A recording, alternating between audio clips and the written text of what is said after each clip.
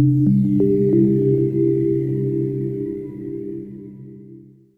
thanks for joining us today. My name is Giampa, and I'm here with Troy to take you through what is new in ELN and data discovery for the 7.5 release. Our presentation will last 40-45 minutes, and we'll have some time at the end for Q&A. If you have any questions, please do type them in the chat panel, and we'll aim to address them at the end of the presentation. So we have a packed agenda today. Most of it is focused around the ELN and its modules. But I will kick off with some improvements that we made to platform authentication, to the exporting capabilities in data discovery. I will continue telling you about workflows and improvements that we made to the capabilities to depict the chemical structures, and move on to the improvements that we made to Canvas and Canvas tables in terms of improving usability and ergonomics. And at this point, I will pass the ball to Troy, who will tell you more about several announcements in ELN, in various ELN modules. Platform authentication. So assuming that platform login has been set up and a multi-factor authentication enabled as an extra security step, the problem here is that currently the only way to check if a multi-factor authentication is a user is to actually go and check the contents of this Oracle table on the server. And the only way to reset multi-factor authentication for a user, in case the user has changed phone or lost phone, is to delete the entry from the above table. So we need to make direct database changes. And this means that the user will need the Dotmatics support team. And though the support team has been very responsive, to this request, there is a concern that user might get locked out of their account for a longer period of time. So in order to address these concerns, we are now make it possible for an admin to reset the multi-factor authentication from the front end. So if is able, when an admin to user management, a new tab or the reset MFA will be visible with columns, one plain type or authentication, and the second one containing a button to reset multi-factor authentication for that specific user. So when we set multi-factor authentication for a user, the user will be able then to log into his account, and he will to navigate to user settings in order to re-register the multi-factor authentication. Okay, now let's move on to data discovery. So a common workflow for our to run a query clearly, and then move the data into the advanced pivot view available from the view wizard, and export the pivoted data to Excel to generate a report that can be analyzed and shared with colleagues. Solutions to this workflow have been identified. First of all, the advanced pivot view does not fully support conditional formatting. Hey, Giampa? Yeah. Stop you a second there. The audio is getting a little glitchy for us. Hopefully it's Zoom bandwidth. Maybe try going off video. And let's see if we can hear you better. Is it better, Troy? Yeah, seems better already. Carry on. Let's see. Okay. Thanks. As I was saying, A couple of limitations have been identified to this workflow. The first one is that the advanced pivot view does not fully support conditional formatting. And the second one, we generate, when we export the data to Excel, the chemical structures are always duplicated, and as a result, the report is less informative and more difficult to read because it really is more cluttered. As a solution, we have now make a few changes in order to be able to apply conditional formatting to aggregated data, including the ability to save them to the exported file. And we've added the option when we export to Excel not to repeat structures on each row. And these changes have really improved the type of report that you create, but it's also given us the possibility to consolidate the export to Excel mechanism. Now we have, a single export to Excel mechanism. So we have a consolidation, both client and server side, and we now support this format. So just to show you an example, you can see in this case, I ran a query in a data discovery project, and one of the columns, percentage and division for P450 contains condition for. I moved the data to the advanced pivot view. You can see that this column still display conditional formatting, and when I pivot the data, resulted in this view in the middle. The conditional formatting are also applied to the new columns that have been created containing aggregated data. And when I create a report, when I create an Excel, these colors are preserved. In this example, I move data to the advanced pivot view. In this case, I'm using compound AD and the concentration as rows resulted in this pivoted view. And you can see that, in this view, the structures are not duplicated. And when I export this view to Excel, the chemical structures are duplicated. Now, when we export to Excel, you presented with a dialog containing this checkbox, this option, repeat structures on each row, yes or no. And by default, this checkbox is unchecked, and this is the resulting file. So now the structures are no longer replicated on each row, and this report, in a way, is more consistent with what we display in the tabular view in the view. But of course, if you check this option, you're still able to reproduce, to generate this report. So this is a quick video really to size what I just told you. Once we run a query and we move, for example, in this case, one data source to the advanced pivot, let's pivot data. This is the same example that I had in the slides. So I'm going to create a view we don't have the structures repeated on each row. We now export to Excel, checking the checkbox. So we are going to repeat the structures on each row.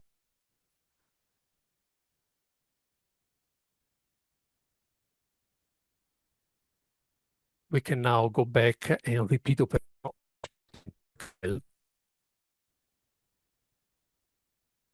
We no longer check the checkbox.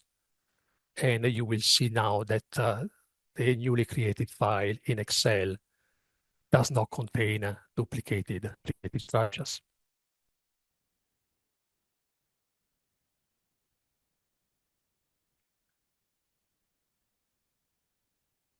And in the second example, if I move P450 data to the advanced pivot view, Now my percentage inhibition will contain conditional formatting. I'm pivoting the data. I'm going to create a mean column for my pivoted data, which contains the colors. And when I export the file to Excel, the colors will be preserved.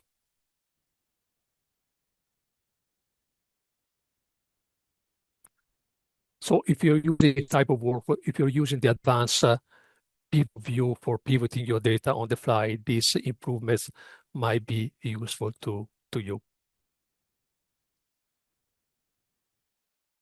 Okay, let's move on to improvements that were made in the chemistry toolkit that we have exposed through reaction workflow. So this is really the final step of an effort that we have initiated in 7.3 and continued on in 7.4 and now in 7.5, which is about the ability to deliver consistent depiction of chemical structures across all our applications and comply with withdrawing conventions. The issue for reaction workflow is that when we import reactants in RW, the layout and the orientation for the reactants is not preserved. And this problem extends also to the enumerated products. Here we have a couple of examples. I've drawn this heterocycle in a metal which contains a wedge bond between the ring and the carboxylic acid. But when I load the small file in RW, the orientation is lost, but also the wedge bond is lost, and an explicit hydrogen is define the stereocenter. The problem is even more visible here. I have drawn this complex microcycle in elemental, but when I load it in RW, this microcycle is drawn, is rendered as a circle, making it really impossible to understand its chemical structure. So we have now addressed the situation. When we load now reactants from an SDF or from a mol file, we keep the atomic coordinates, and the layout and the orientations are preserved, like in this case for this microcycle. And just to show you one more example, I'm in this case I'm loading the same heterocycle that I've drawn before. Here we are with the wedge bond between the ring and the carboxylic acid, and you see that the structure is consistent. We can go back to elemental. We can change. We can rotate the structure, change its orientation, and the important thing that there is basically full consistency between elemental and RW. What about products? In the case of products, is a bit more complicated because we are enumerating, we are generating new structures, right? So in this example, we're using the same microcycle, and we're performing, in this case, a reductive amination. And you can see that the microcycle in the products is not bad in that, we no longer by default generate a circle, make it impossible to read, but it is not the same. In order to have the same type of layout, what we need to do is to force a atom-base alignment, and we need to use the reactant as a template. So what do? We open Elemental. We have made available hyperlinks to import easily reactants from different nodes. And we have a checkbox to force atom-base alignment. And now when we run, you can see that the generated product contains a macrocycle exactly with the same layout. One more example, using cubane as a reactant. You can see that the cubane in the results is, well, frankly, is a mess. It's it's not possible to understand that, that it's a structure of a cubane. So also in this case, we import the reactant in elemental, and we force an atom-based alignment.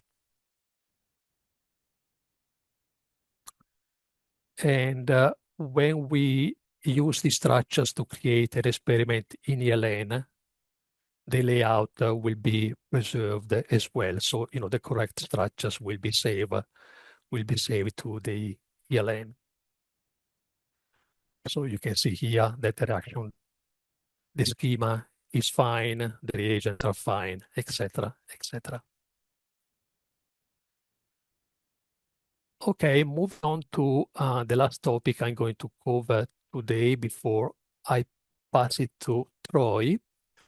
We're going to talk about ELN canvas and tables.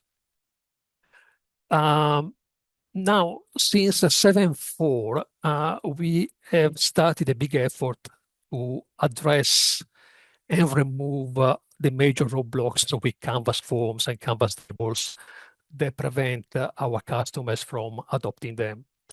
So listening to feedback from you, we have identified 4 areas of intervention. First of all, we need to improve usability of the canvas table. We need to address key functionalities that are missing. We need to improve its performance, and it's a biggie. It's a big concern from our customer because there is a general feeling that the performance has not improved compared to classic. And we need to expand and improve the column lookups. So today I wanted to show you our progress with improving the usability of the canvas table. But I also wanted to say that there is work in progress addressing missing key functionality, like being able to access on in new canvas table or ability to edit chemical structures. And there is work in progress to improve, to find technical solution to improve the performance of canvas forms. And you may remember that from the webinar that we made last time, Troy did tell you about the new M-type column lookup with improved support for operation like filtering, searching, sorting, and multiple selection allow. So we already done basically work in that area, and there is more work planned with S-type lookups and A-type lookups. So moving on to ergonomics, usability improvements for the canvas table. What is the problem here?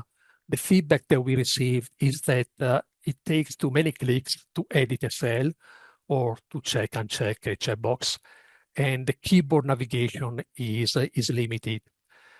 And also, and this is really a big concern, it's very annoying that if you make a change in a table, like for example, you change the column of a width, you change the width of a column, once you load that experiment again, your change is not saved. So you need to repeat the operation over and over again. So we have worked on this. I think we've made significant improvements. And I think we have provided a more Excel-like experience now. Cells can be edited with a single mouse click. And likewise, Tab, Shift Tab, and the 4 arrows can be used to navigate through the table cells. We also have enabled the ability to preserve settings.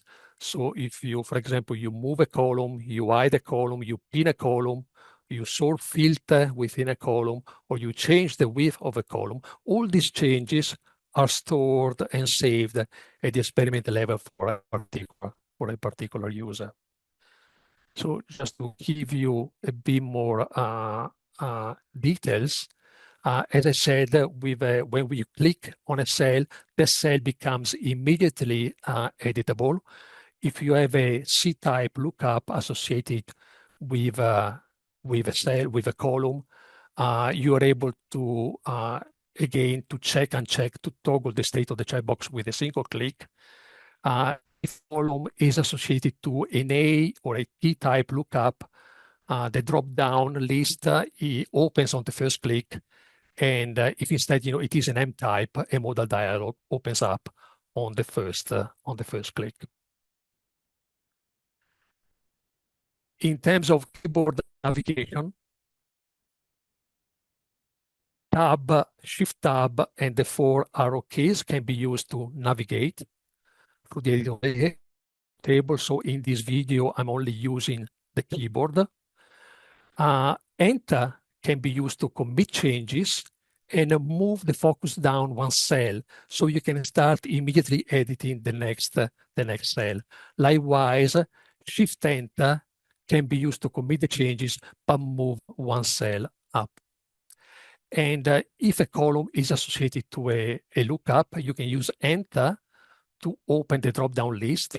You can ask to navigate through the list of options and Enter to select the option and commit the changes.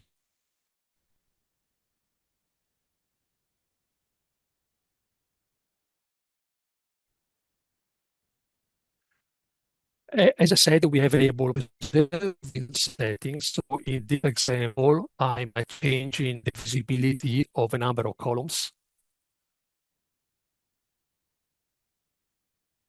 And I then make some other changes, like, I'm going to pin a column, and I'm going to change the width of the column.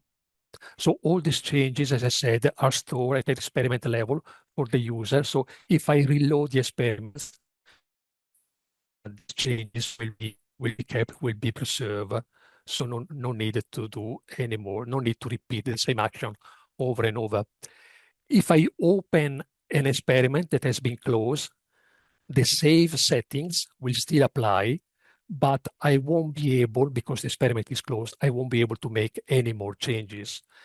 And if when exporting a PDF of an experiment, the save setting and the default settings will be applied. Generally, user defined, but it's admin defined. Okie dokie, I got to my last slide. Troy, will you take over? Absolutely. Thanks, Jumpa. I left a question from Stefan in the chat and a question from Katie in the Q&A for you.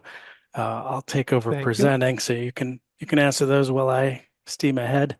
Let me share my screen. Looks like you need to stop sharing your screen, Jumpa, before I'm allowed to take it over. There you are. Thank you. Let's see here. Screen share. Sure, I share the right one with everyone. Okay. Can you give me a thumbs up? Can you see it? You see a agenda slide deck, hopefully. Yeah, excellent. So this is where we're at.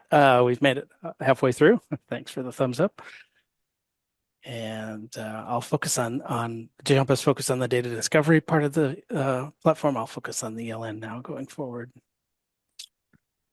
All right, we're going to start in chemical registration, ChemReg, or register. Excuse me, frog in my throat. So one of the, I think, very helpful additions in the 7.5 release is related to custom fields in register. So in past releases, we have had support for custom fields. You can make those fields. You could parse the data from your SD file upon registration. And the fields were available from the creation interfaces. But what was missing is being able to review and edit that data once you've created a record with custom field data. And so we've extended those capabilities now so that when users who are directly working in register want to review or edit or search on that custom field data, It's available right there in Register. So you can see some very creatively named custom fields here exposed. In this case, it's summary table for compounds. This exists regardless of the entity type. Or you'll be able to see them in that table if you're configured as an admin to show them. You still have that power as an admin to set which custom fields appear and don't for your users. And you can, and with a few clicks, you can then expose these in these summary tables. And we support the different data types that you might expect. It could be numbers, integers, varchars, and it's exposed as such in those interfaces. If I drilled into an individual record from that summary table, so this is the summary table of all my compounds, you'll be able to also see the custom data fields here for the compound, and then you see nested the batches and samples. I've also created some batch and sample specific custom metadata fields that again are editable directly from this interface. And then maybe the final thing to note here is that we also support the filtering and searching of these custom fields when you're trying to find a compound or a batch and launch what is from this interface, that magnifying glass. You can start filling in data value parameters in the search field, and you can see I put 200 in here, and that has filtered my list below of compounds to that data field.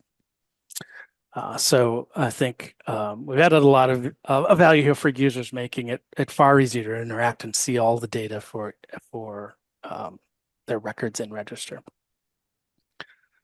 Moving on to BioRegister, but continuing on with a small molecule theme. BioRegister in the 7.5 release now supports enhanced stereochemistry. So we've supported it in our chemistry solutions or chemistry toolkit for a while. We've now extended that into BioRegister. So what this enables me to do is define monomers using the same elemental interface here in monomer registration and BioRegister. I can define stereocenters with enhanced stereochemistry.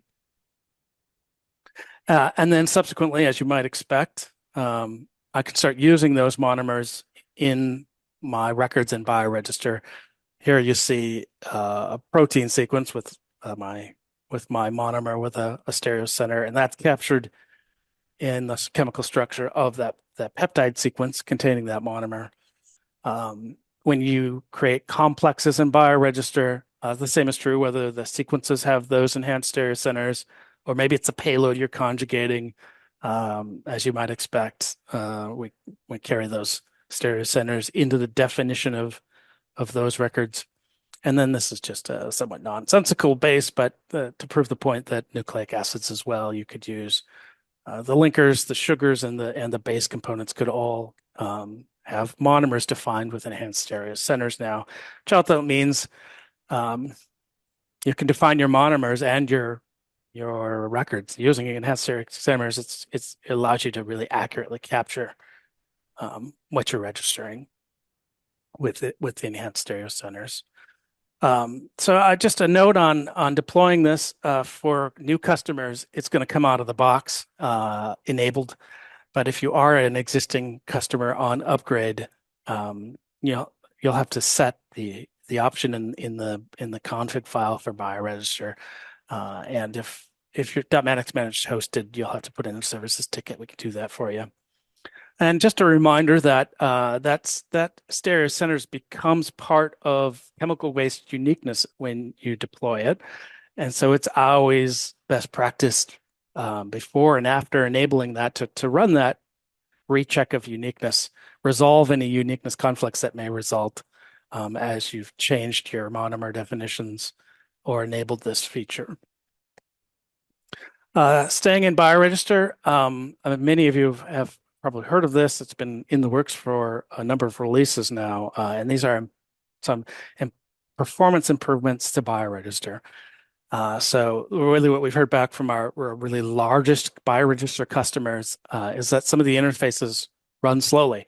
And the root cause of that, it was well known. It is rooted in how we store the data in our data model for custom fields in BioRegister, where we used really 4 data tables for all the data in the system, tall, skinny tables. That took time for Oracle to process. It was a costly functions to pivot and aggregate data in these tables, especially when we're building the interfaces in BioRegister. So we've implemented a change in our data model and how we store custom field data to resolve this performance issue. I'll talk a little bit about what that is in the next slide, but I want to point out here that we understand changes in data models and then migration of data from the old model to the new model that automatically happens is risky, and we want to be able to manage that. So we aren't going to force this change on anyone out of the box. It'll be something that gets triggered on demand when it's right for you. If you ever want to do it, maybe if you're not experiencing performance issues, you don't want to go forward with this. But the other thing I'll just point out, as managed availability, it means we want to talk to you guys before you do this. Make sure you're prepared for it. Make sure we're engaged and able to help with any problems that may happen in switching to the new data model. And so, you'll be able to contact us through supportive services, and ultimately Vine and I will review your system and work with you to adopt this. So it won't be available without that internal review by us, where we help you to manage the process. So that's described here. I'm going to skip through this slide. I'll just show you some records. So just a reminder for the folks who aren't deeply in BioRegister every day, all the standard fields are at the top, but you're able to configure as many custom fields as you want, and they appear below those standard fields. Here's a record for antibody variable regions. This is just that same record in edit mode. And you can see we've got text, numbers, we've got single values, and we've got select lists where you can select more than one value. And the change to our database then is to store those custom fields in dedicated tables per entity. So each field is a unique column now in its own table for antibody variable regions. There is a second table for when that field might have multi-select enabled, so you can select more than one value for those records. So it does two things. It resolves those costly Oracle pivots because everything is in this now short fat table. And we're not dealing with the entire database worth of records. These tables are restricted to that entity type. They get named based on that entity type ID 1, which is the database ID for variable regions. So if you're an admin configuring against some of these tables, that's the data structure to expect when you adopt that change. From a user standpoint, you won't see any difference except for when you navigate into the BioRegister, you'll see these views that were slow to load in the past load pretty quickly and be snappy. It also means that those out-of-the-box views that BioRegister generates, in this case, it would be the antibody variable region view that the system automatically assembles for you. You can leverage that in your config now. In past, people would avoid that because they were slow. And with this new data model, these views will be quick, and you can use them in your config. So there's more we can talk about this. There's lots of details. I'm sure you might have questions, and I think it would best take into a separate meeting. If you guys are interested, we can have some one-on-one meetings to talk about it. So from register to BioRegister to inventory, I just wanted to, before I quickly get into this, remind folks that there are inventory is obviously where we track where and how much of materials exist. And there are two concepts in our latest inventory model. Locations, those are the buildings, the freezers, the shelves, and the boxes, and the containers, which are largely one-to-one synonymous with the samples in the containers, which different users have different access to, et cetera.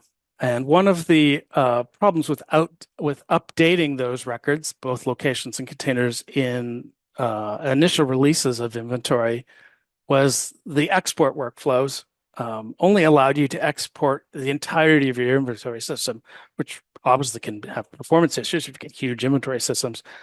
But if you're interested in just updating maybe the amounts in a single box, you're only interested in 10 of the rows and you've got 100,000 rows in your spreadsheet, That's a very clunky workflow. So we wanted to solve that problem, make it easier to generate those spreadsheets that just have the data you want in them. And so as an admin, in the admin settings, and you go to the export and import tools that allow you to create a spreadsheet, make some changes and re-upload the spreadsheet, you'll now have some options for continuing to export everything, but also you can cherry pick whether you're in locations or containers. If it's locations, you'll see what you've cherry picked. It'll also include anything nested below it. And when you're on the containers export, it'll contain any of the containers in those selected locations and include, in this case, I've got box 1 and box 2. And so I've got just the containers that were in those boxes in my export now. So that should hopefully vastly improve those workflows for admin. And we've also included an API for this too. So if you ever want to use the APIs to generate a spreadsheet, we've got an endpoint for that that's pretty easy to use and is documented in our Swagger. Switching from registration and LIMS-like functionality into ELN functionality now. Most of you that use our ELN configure your protocols to have some custom fields on the info tab. It's fairly common and widely implemented. And there's two ways to do it. You can do it individually, protocol by protocol, but there's certainly use cases where you've got a field that you want to apply to all or multiple of your protocols. And there's a way to do that. It's a separate section to configure these per experiment properties. Sometimes we call them per study properties. We'll call them PSPs or PEPs. So these are those fields. Cost center is probably a good one that you might have deployed across all of your ELNs. And where you would set that up had some restrictions. And we've made it far easier for admin now to manage these fields. And that stemmed from, this is those admin settings where you would create those custom fields. It stemmed from some restrictions we've purposely put in here for control management's sake, so that the changes to the per study property couldn't be done once in use. The limitation ultimately manifested as when you created a property like cost center, and maybe you added a new protocol to your system or you versioned a protocol, that there wasn't a way to add this field to those protocols because you're prevented from getting to those config pages, partly because we didn't want you to change the config. So it was really challenging to work around this.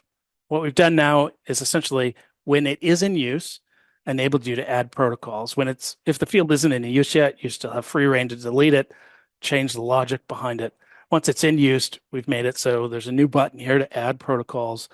So launching an interface, it'll tell you where that field exists. In this case, the data discovery on ELN. It'll give you that list of additional protocols where you may want to multi-select whatever additional protocols you want to add that field to. Add those fields, click update, and you can add those. We haven't, for change management reasons, again, we haven't supplied a remove, just an add, so be aware of that. Let's talk about screening and multivar export. So I think in the 7.4 release, you've got an introduction to multivariable table export as we delivered in data discovery. And we've continued that into screening now in the 7.5 release. So that those of you using screening and want to do maybe a little more richer analysis or charting of your data using Prism. In the past, we had the XY format, which is a column of concentrations and responses, X and Y, in the table. But that we found lacks a lot of the key data, that the metadata for making decisions on and grouping the samples. And in Prism, it made the data hard to work with. So one of the solutions for that is multivar tables. So multivar tables really is a new structure. It's a new table type in Prism. It's been around for a while. It's new. And we now enable an export to that data type, which I think really empowers your users to do much deeper and richer analysis and plotting. And I'll show you that here. So here's the export from from screening. So the workflow here on the Layers tab, open the hamburger menu, export to Prism multivar table. And what we've done is any of the available columns in this Layers table now get included in the export. So that'll allow you to make some decisions, understand your data. And it includes, it's the plate, it's the well ID, it's the plate ID, which that helps you make those decisions. Well, I think most importantly, you get things like the well properties and sample properties, which could be, which cell line did I use, which cofactor was in that well, that allow you to group that data in scientifically meaningful ways. So multivar tables now available from Prism. The other thing we've done here is it used to be two export steps for any one of the layers you want to export, raw data and analyze data. You'd end up with two files. What we've done here is we've taken the data from all of the available layers and created a multivar table for them, so you don't have to, as a user, do multiple exports. All right, I'm going to switch now from screening. I'm going to do a little bit of introduction about our formulation ELN, our process capture multi-experiment workflow. It's new. It's been around. We've really started investing in this again in the 7.1 release. So I think most of you have heard a little bit about process capture mu, but I think it's not something ingrained in everyone yet. So I'll do a little bit of review to add some context of what's new in 7.5. It is still among the highest growth areas in our product, where we're doing most of probably getting the most active developments going on in these areas of the products. So I'll just quickly review what our formulation in ELN is here quickly. That's really three different concepts of ELN protocol. One, to capture the processes that make something, the recipes, how something's made. A concept of test experiments. That's where you collect data and you analyze the performance of the things you've made. And then multi-experiment workflows ends up being that hub where you build your hierarchical relationships of multi-experiment, multi-tiered workflows in the generation of a product and collating all of that test data into one central hub. So those are the three concepts of ELN types.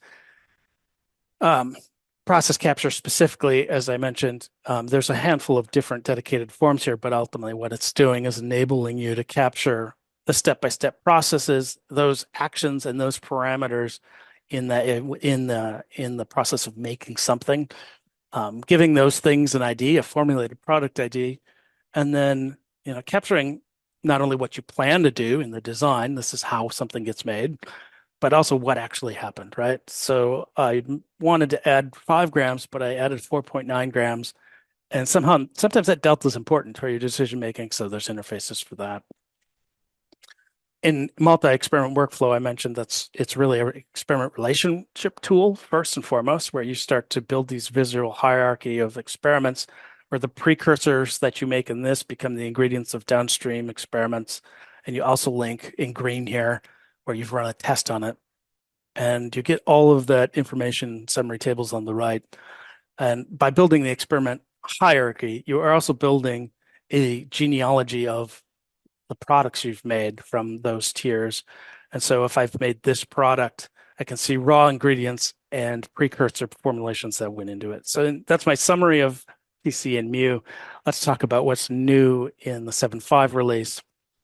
So first and foremost, we've eliminated the restriction of having to use a formulation ELN protocol type. So protocol types, screening type, notebook type, formulation type were probably the main three that people use. And it used to be that those settings for making formulated products and those forms were only available when the protocol type was formulation. And you couldn't change it once you started using it. You could clone it and change it, but we wanted to make sure that you could use these forms in your existing notebook protocol. You've got a ChemELN where you describe the synthesis. The next step is to formulate that into a tablet. You want to leverage these process capture tools in those existing experiments with your existing config and existing data model and marry the two up And so to do that, we've removed that formulation protocol restriction. So as an admin, when you're setting up, you can see here, this is a ELN notebook protocol. Those process capture interfaces are now available. So you can start adding those to your protocol. That's true for those process experiments as well as multi-experiment workflows. And when you're in here's another multi-experiment workflow. First of all, you can add this tab to any protocol type now. And when you do, and you start to build these networks of experiments, you can adding nodes to build these tiers through these buttons here. In the past, that list of available protocols was filtered on formulation ELN type, and that's no longer, we've removed that restriction. So you can see what I've done here is I've got a precursor ChemELN experiment that feeds into a downstream second tier ChemELN experiment now, both notebook prototypes. So you can build the network out of any experiment type in your platform now. And then obviously what that means is that you can track genealogy of things you've made. So in this ChemELN experiment, I'm describing 4-aminophenol synthesis. That is an important ingredient in a downstream experiment that uses that to make acetaminophen. And so you could start to track all those raw ingredients across experiment networks as a potential use case for our process capture ELN married in with ChemELN. As I mentioned, there's a big area. It's a large scope to our investment in process capture and Mu. This is somewhat of a list of some of the other things I'm not going to explicitly talk about, just to make you aware. In Mu, very quickly, we've added some new abilities for how products are inherited to downstream child experiments. There's a handful of export tools and wizards in that interface that enable you to get the data out and select the data you want to get out and get it into a usable format. We've updated the JSON export for that. And we've improved some of the ergonomics on how a user actually would then make those selections of things they want to export from these interfaces. I'm going to switch to the last topic of the day here, and it's integrations and APIs. Everyone here, I'm assuming, is a Dotmatics ELN platform user, and I think most of the people that have probably heard some of Luma, know a little bit about it, probably aren't actively using it, we're building some tools that I think will make the option of adopting a Luma a little more appealing to you. What do you use Luma for? It's a good question. Let's start there. So things you can do with Luma that are interesting as an ELN customer. First, I think it's Luma Lab Connect, which used to be our old BioRegister model, where you can automatically ingest instrument files, get them in your file warehouse, version them, etc. Have that as your file management, pulled directly from instruments. Another great use case in Luma is our experiences. So this uses Sigma. It is a tool for doing that advanced charting and visualization of data, and also analysis calculations. So sure, you could export to Prism or export to Excel. Sigma allows you to do that right within the system where you have your data warehouse. And then also Luma is our solution long-term for supporting AI and machine learning. And if you're asking questions of your data, which one of these compounds or samples or products performs the best out of your huge data set, or none of these are what I want. What parameter I need to change to make this performant? You ask those kind of questions with AI, Luma is going to be it's the solution for answering and asking those kind of questions. So we want to integrate that and make that more seamlessly joined with ELN. And part of how we do that, I think, is to continue to invest in our APIs so that using integration framework, which again, many of you I think have heard about, that is our tool for managing, it's our web-based interface for managing those complex data pipelines that can leverage APIs. So make those API calls to get the data in between the system, automate those things without a user having to really do anything but click a button. All right, so that's kind of generally our strategy, how we see how ELN fits with Luma, right? They don't replace each other. They work better together to add value to your data over on this side, capture your data on this side. So what are some of the areas? So we're building upon to make all these workflows possible, our toolkit of APIs. And we've got a couple of new ones I want to talk about here in the next few slides that came out in 7.5. It's a continuing area of investment for us. We've got some new ones for process capture and view that are coming out in the next release. So we're going to focus here on Cascade and experiment relationship APIs. I realize not everyone uses Cascade. So just a quick reminder what Cascade is. That is our module in the ELN, really for requesting a laboratory service. You need to make something, you need something measured on a sample. You provide those samples. It goes into a queue where you can assign that to work groups or individual scientists so they can come in and pick it up. And when they do that, that'll create the experiment in the system, give it the experiment ID, and it can even populate that experiment with those samples so that you can begin testing data against it. It's a system that will not only manage these requests, but track the status of where those experiments are from the summary hub. So that's what Cascade is. We wanted to enable all of the workflows that you could do in the UI of Cascade to be done by APIs for a couple of reasons. One is that you can start to automate ELN Cascade integrations with your third-party systems this way, and third-party data sources, and also it could enable some more automation as you need to. You can start to configure really wild and unique workflows, purpose-built for what you're trying to do as an admin. So we've got the whole set. So everything you can do in Cascade in the UI, you can do via API now. I'm not going to show you a demo of this. I'll show you some screenshots as an example. I'm using Postman here. This is just how I create a request, an endpoint to create a request. I would provide all the samples I want in that request, which services I want it to go to. It's an analytical service. If there's a link to a protocol in the ELN that have per study properties, I fill in that data. And when I click post, then in Cascade, I get a nice response. It says it worked, 200 OK. It gives me a summary of what was created. And when I go into the UI of Cascade, which you see here, I filtered on one of the compounds that was in the list here. And you can see I have a request under my analytical service to do something with ABC 14. So all done using the APIs. Similarly, so you can see you can work this all the way through creating experiments. We already do have standalone experiment creation APIs. Here we can manage that through the Cascade workflow. And what we've heard from a lot of customers is that that's great. They use the APIs often for creating experiments and automated workflows, but they have a need to, and you have the need to create relationships between those experiments. And there's not an API for that. So you could create the experiments, but then still as a user, you have to go in. This is the info tab of an experiment, the little chain icon where you start building relationships.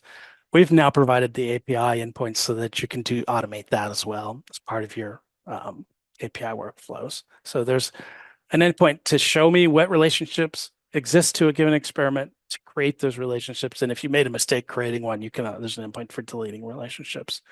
So what does that look like? This is a creation post endpoint with the parameters. You fill in the experiment, you fill in the one you want to link it to, and then every one of those relationships in that interface has that relationship type that you configure as an admin, and you can provide either the ID of that type or the name of the type. And when you click send, it'll give you the response that that relationship was successfully created. And in this case, you can see I was creating a relationship of type linked between experiment 139214 and 139216. And if I went into that experiment, clicked on the link, I'd see I've created that relationship, all done via APIs. So expect more to come. I think these are some good tools for APIs. We'll continue to extend that in the future. And that, I think, wraps up the highlights of the big things delivered in 7.5. and it looks like we're right on time.